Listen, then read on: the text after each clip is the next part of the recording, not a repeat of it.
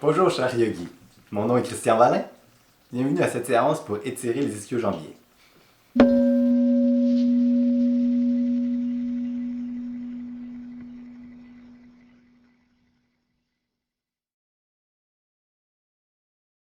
va commencer avec l'échauffement.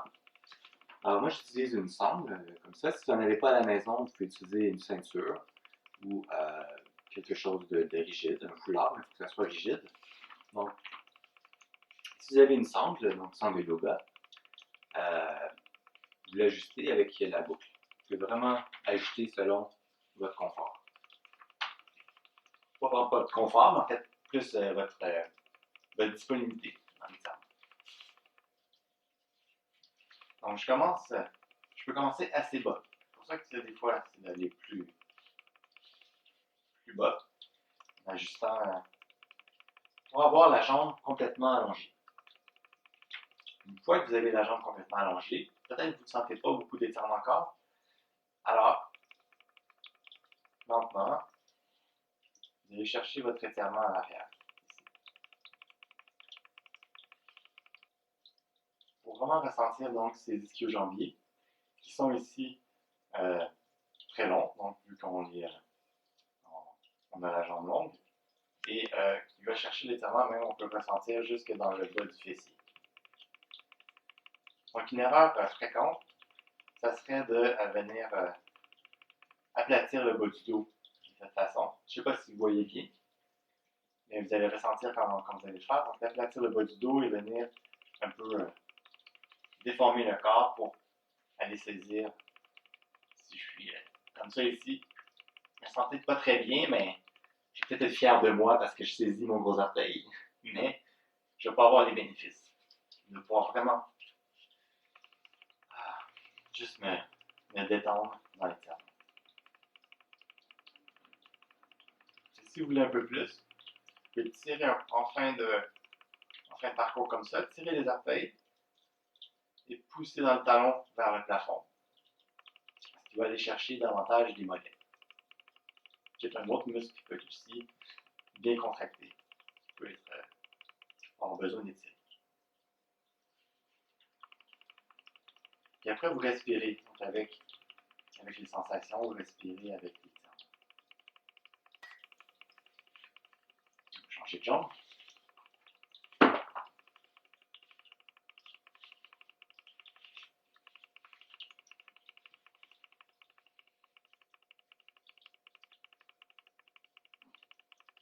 Après, ce qu'on peut inclure de plus, c'est de contracter la jambe ici qui est au sol. On a l'impression qu'il ne fait rien, mais si on l'engage, c'est comme si je voulais pousser la jambe, l'enfoncer dans le tapis. Donc, je contracte, puis on le ressent en le faisant, ça vient stabiliser ici le bassin. Je peux plus facilement surélever l'autre jambe. Donc, en fait, je pourrais très bien faire actif des deux jambes également, des deux cuisses, c'est-à-dire cette cuisse-ci aussi. Je pourrais la contracter. On ressent ici que le genou se serre. Donc, en contractant comme ça le muscle antagoniste, le muscle antagoniste de l'arrière de la jambe, ça va venir aider à l'étirer.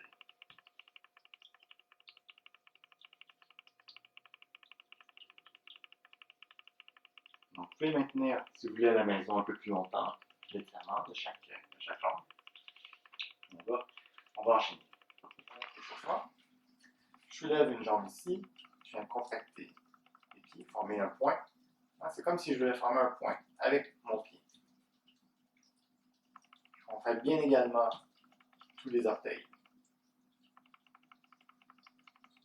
Et je respire là-dedans. Des fois, on peut être. Le pied n'est pas habitué. Les muscles, il y a des crampes ou il y a des tensions. On va respirer pour détendre le reste du corps.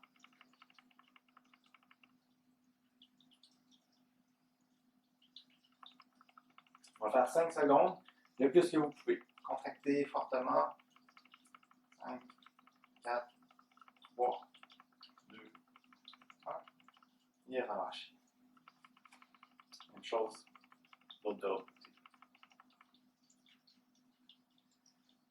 Donc, ce qu'on vient chercher ici, c'est les muscles de la voûte plantaire. Donc, l'intérieur et le dessous du pied, ou ce qu'on appelle l'arche du pied. Donc, vous pouvez même le ressentir quand vous le faites, qu'on sent les muscles qui chauffent dans cette région. 5 secondes, le plus que vous pouvez. 5, 4, 3, 2, 1. Et relâchez. Soulevez l'autre jambe, tournez un peu la cheville. Chaque côté. Prendre conscience un instant de votre articulation. Les endroits du corps qu'on ne porte pas souvent attention.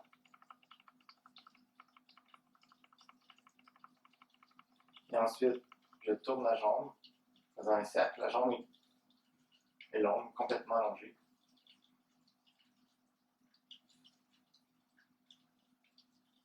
Je change de côté la rotation.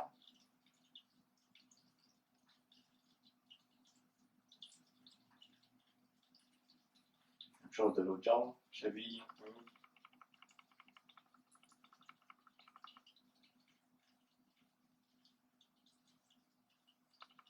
chaque côté.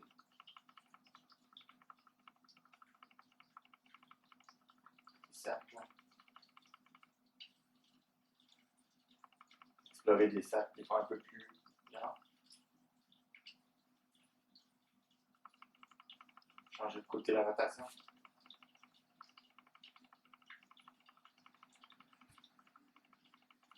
Ensuite, je viens plier un genou. Observe vers moi comme ça. Et je viens ensuite contracter les abdominaux. On va aller chercher un petit peu ce ventre. Donc, je ne vais pas être trop affaissé dans le haut du dos, je vais soulever le haut du dos. Soulever les avant-plates. Et pour les plus avancés, vous pouvez même soulever la jambe aussi ici, si vous voulez un peu plus de défi. Donc là, ici, le bas du dos bien aplati au sol.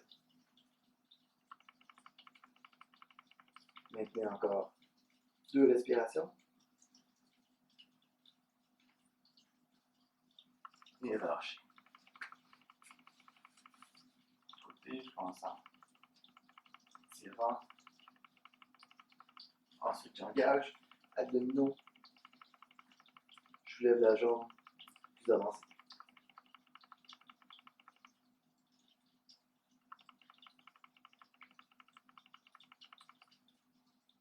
Encore une respiration.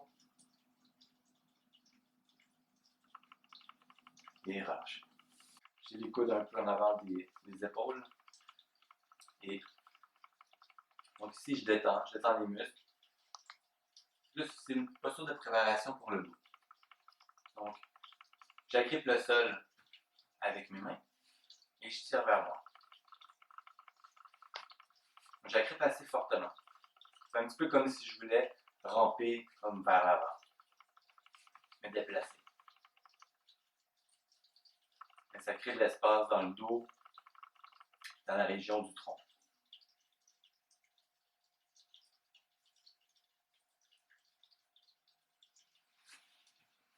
Ouais. Continue, j'engage les orteils, mains sous les épaules. J'engage tout le corps, les bras et les jambes pour me surélever une planche très droite. On va venir voir un peu plus tard cette fameuse planche.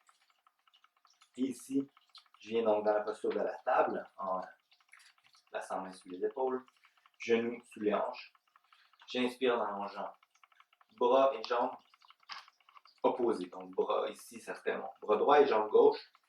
Allongé. Je suis un peu en équilibre. On commence ici par trouver l'élongation. C'est surtout important ici de trouver la longueur, non pas nécessairement la hauteur, ce qui viendrait créer plus de tension dans le dos que nécessaire. Juste environ parallèle, confortablement, comme parallèle au sol.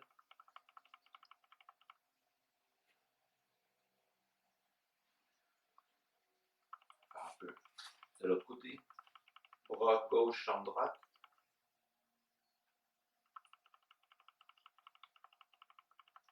Donc, j'étire le bras vers l'avant et j'étire la jambe en poussant dans le talon vers l'arrière.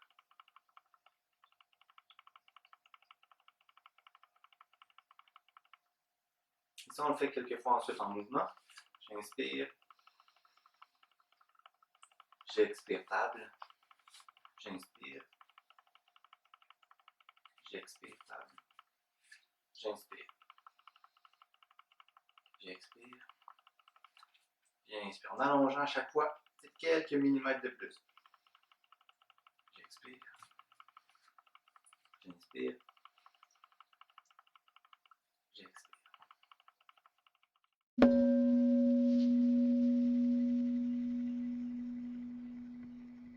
Donc pour entrer dans ce chien tête en bas, je commence dans une vache ici, donc le creux du bas du dos. Donc c'est mieux d'y aller un peu plus que nécessaire parce que de toute façon il va s'effacer. Donc je plante les orteils dans le sol, je vole lentement pour vraiment avoir conscience de la position du bassin. Donc avec le creux, on sent qu'il s'efface. Vous pouvez même le voir dans la vidéo, même si je viens me vérifier, c'est plat. Mais je sens que je m'en vais, moi je le sais, je sens que je m'en vais vers le creux. Donc je force pour aller vers le creux. Donc en soulevant le coccyx, donc je soulève le coccyx vers le plafond. Je vais reculer le haut des cuisses aussi. Donc une autre façon de le dire, c'est le haut des cuisses recule vers le mur arrière.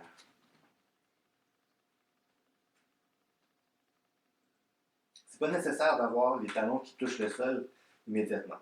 Mieux d'être surélevé. Donc je suis genou plié. Donc talon vers le centre. Et là ici, je peux vraiment travailler ce mouvement de bascule du bassin. Et ensuite, éventuellement, pour les plus avancés, les talons vont naturellement vers le sol, mais sans que j'aie changé ma position du bassin. Le bassin reste intact.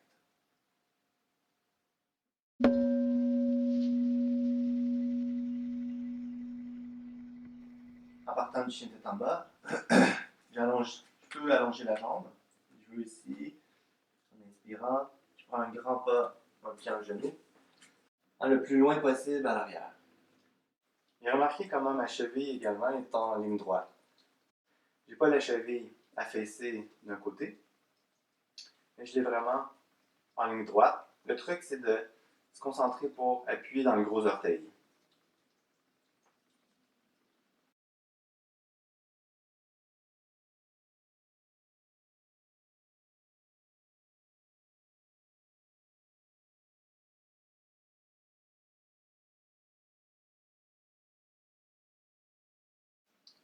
Et je respire là-dedans. Je redresse le sternum. Alors ressentez. Ressentez l'étirement de la cuisse et de l'intérieur de la hanche. Et pour les plus avancés, je remonte le bassin et je viens saisir la cheville ici. Je relâche, je change de jambe.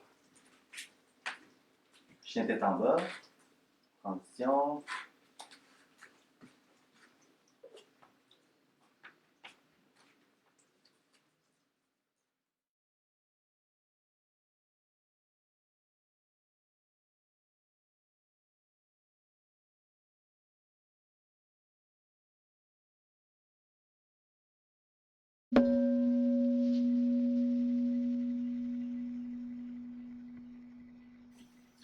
Donc on vous rappelez qu'on était ici, mais là je vais engager les orteils.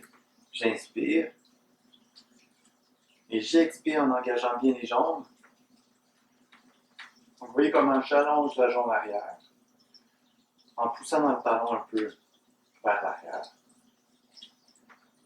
Puis je suis assez bas, donc c'est une position, c'est un guerrier, le guerrier 1 on l'appelle. Virabhadrasana, mais en extension, une version en extension. Extension aussi de la jambe arrière. Et j'inspire ici, une bonne inspiration. Je fais de l'autre côté. Genou au sol, j'inspire, j'expire en soulevant.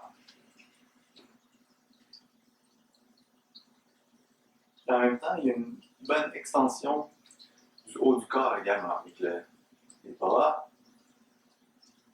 Le haut du corps, je vais légèrement vers l'arrière. Des fois, on a tendance à être penché ici comme ça. Donc, redressez le sternum et reculez-le également. Je redresse et je recule. Si vous sentez des compressions dans le bas du dos, ça pourrait arriver. Si vous sentez un petit pincement, prenez des plus grandes inspirations. L'inspiration va vous aider à détasser, à faire de l'espace. Et relâchez.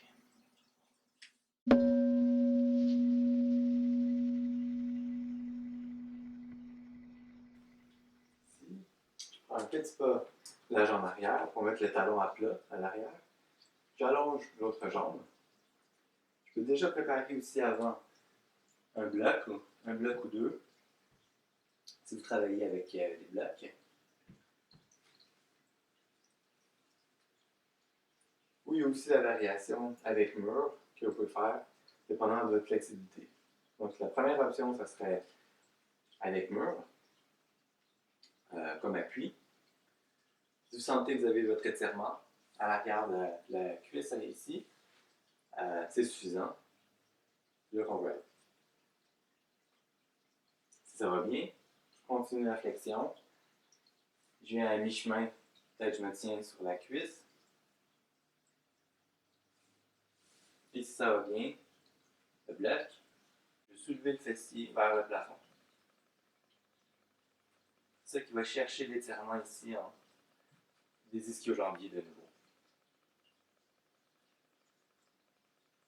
Et pour les plus avancés, si votre ventre vient s'appuyer sur la cuisse ici, là seulement, donc on peut aller dans la flexion complète, si c'est disponible pour vous aujourd'hui. Et je penche la tête, je la laisse s'inverser.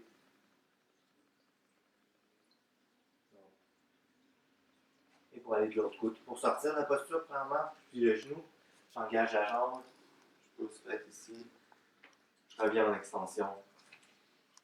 J'inspire et j'expire avec l'autre jambe. Vous voyez comment il y a une extension aussi du corps. Donc je ne vais pas directement c'est pour ça qu'on appelle ça une flexion avant. J'inspire, flexion, j'expire.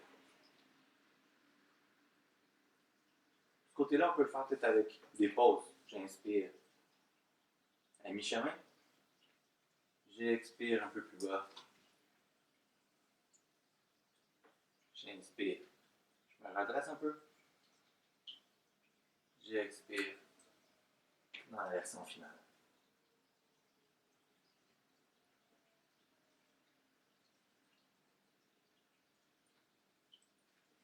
Et puis le genou.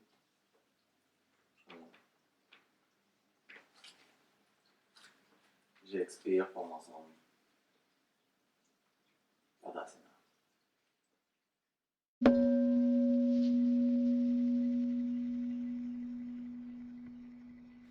Je viens en équilibre sur une jambe. Comme si je poussais, si je venais comme balayer la jambe vers l'arrière. Là, elle est étendue. Je plie l'autre jambe, la jambe d'appui. Et je me prépare. Donc, première option, ça peut être d'être ici peut-être comme un avion un peu. Puis je plie la jambe d'appui. Donc, pour les débutants, ce serait de juste maintenir ici l'équilibre, travailler ici l'ancrage du pied. Si ça va bien, descendez encore plus bas pour venir parallèle au sol. Donc, buste parallèle au sol, jambe. Tente de faire une ligne droite entre la jambe arrière, la jambe et le buste. Et ensuite, j'inspire. J'allonge la posture. J'allonge tout mon corps. Et pour les plus avancés, j'allonge même la jambe d'appui. Donc, plutôt que d'être ici, j'allonge et je sors comme je suis rentré. Refaites-le une fois chaque jambe de chaque côté à la maison, si vous le souhaitez.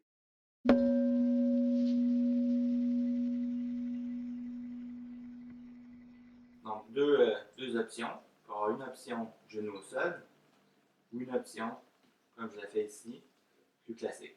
Mais si vous êtes genou au sol, là, je ne suis pas trop avancé. Je vais reculer les genoux le plus loin possible à l'arrière, puis avoir les mains sous les épaules, pour qu'il y ait un travail qui se fait.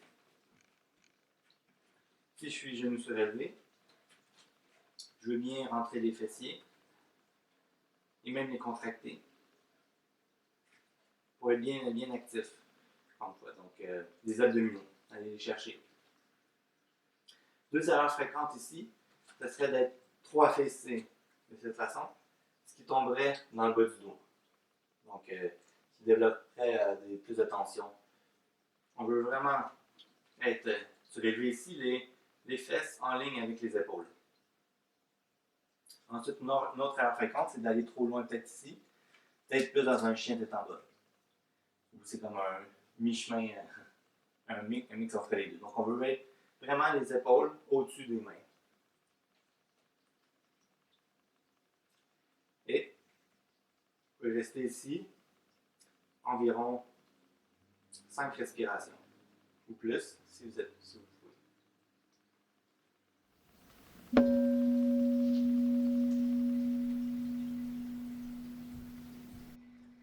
Je vais déposer les genoux au sol. Ou bien vous pouvez descendre aussi directement en chaturanga avancé si vous la connaissez. J'inspire dans le cobra.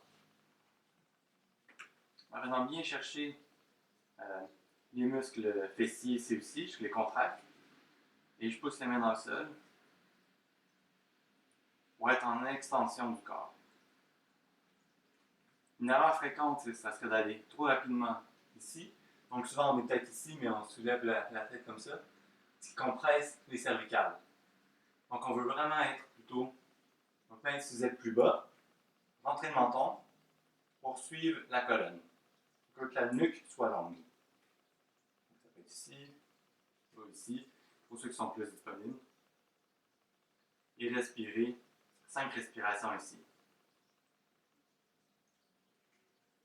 À votre rythme. Et ensuite, quand vous relâchez, tête au sol.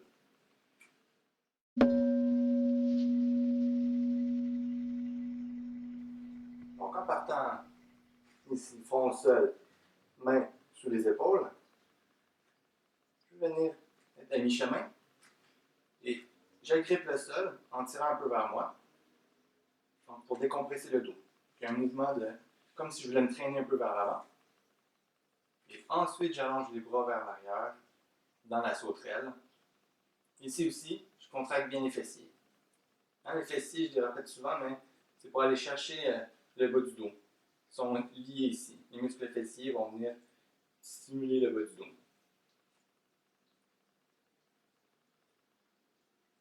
Restez ici, 5 respirations. Version avancée, je soulève les jambes en premier. Et ensuite, j'allonge les bras vers l'avant pour allonger tout le corps. Donc, tout ce qui touche le sol, c'est le ventre et le haut des hanches. Sinon, je soulève tout le reste, mais surtout, j'allonge. J'allonge les bras vers l'avant, j'allonge les jambes vers l'arrière. Ce qui est intéressant dans cette posture, c'est de venir chercher l'activation des ischio-jambiers qu'on a étirés beaucoup, mais on vient aussi les renforcer, mais en extension. Donc le muscle est long, mais devient fort en même temps.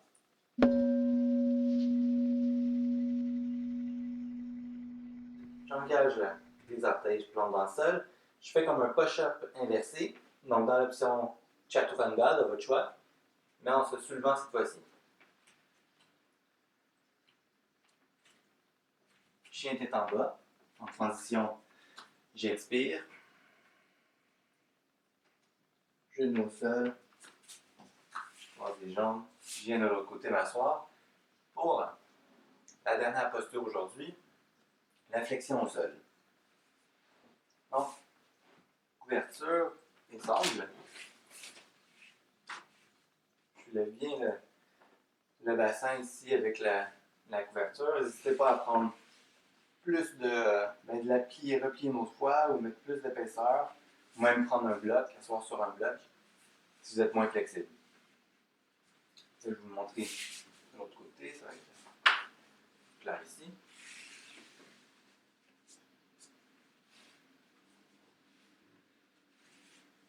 Donc je commence avec la sangle. Je peux venir saisir le fessier à l'arrière, l'étirer. Je pars un peu vers l'arrière. En inspirant, vous voyez comment je baume le torse, je creuse le bas du dos. Donc, il est peut-être aller chercher ici le mouvement du bassin. Donc, une fois que vous avez trouvé votre bassin, inspirez et continuez ce mouvement du bassin. À votre niveau, donc à la hauteur qui est bonne pour vous. Encore une fois, on retrouve nos ischio-jambiers ici sous la cuisse. On veut avoir la sensation de l'étirement. Donc, soit vous restez ici, première hauteur. Deuxième hauteur. Je veux quand même rester le dos long et droit le plus possible. Et troisième pour les plus avancés. Ici aussi, ventre contre cuisse. Toujours l'indice, la référence, si le ventre se rend. Erreur fréquente, ça serait, même si vous êtes capable de saisir le pied, je serais ici comme ça. Ça serait posture de fermeture, davantage qu'un étirement. Surtout pour le dos, néfaste à long terme. Alors, on veut plutôt être ici. Donc, allez plus haut, prenez la sangle autant que nécessaire. Et pour les plus avancés, vous voyez comment je reste quand même le dos qui est très long, même s'il y a une légère courbure.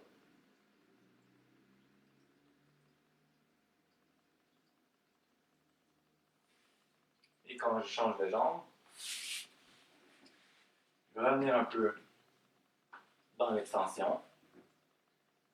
Je vais allonger, j'inspire et j'expire dans ma flexion à la hauteur de votre choix, donc qui répond à vos besoins, le besoin de votre corps dans le moment présent. Donc, première option, deuxième option, et troisième.